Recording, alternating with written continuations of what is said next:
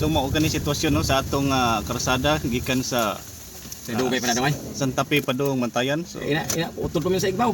oh dugay pa ni. Utol pa sa igbaw. Ina ba ina sa igbaw utol na Oo. lagi pa na madadaan lagi no. Pa na madadaan. O tawran pa na. So masangit man kita. Di pa na madadaan. Ito lang makaagi na dia. So mabalik lang balik may mga manoy kay medyo dili pa kayo okay Di ang kaagi. sitwasyon di pa kaagi kayo. Di pagir kagian. So dagha nga magdagsugod na og traffic no. Randin. Traffic ang mga sakyanan. So Dugay pa. Ako kaya ka trabahoon. Butas marikaban, di lang kaagi. Lagi dito lang kami gikan. Ina maabtan pa na yung mga usa ka oras. Mga usa ka oras pa na. Mga usa ka oras pa. dako pa man Mga usa ka oras pa siguro. Namo kay sa nga tumba.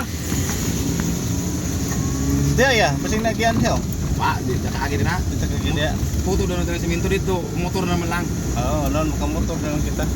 Motor na lang kita na. So di gid mi kaagi mga manoy kay medyo katamo na atong Balik sa agi, balik. Oh, balik na ko gipakita na to nga grabe gid kayo. So far gi asikaso naman sa atong mga disaster management ang karsada karon. So Pagdan pa tayo mga usa ka oras kapin. ana gid mga usa ka oras yun na kapin. Kay nagtuong punuan. Basta-basta so ikatulo na ning karsada nga mo giagian wa gihapon ang Kalahos. Ipon kalahos tungod kay grabe kayo ang sitwasyon sa baghimo nga kalamidad ni Bagyong Tino. So mo lamang kato mga manoy.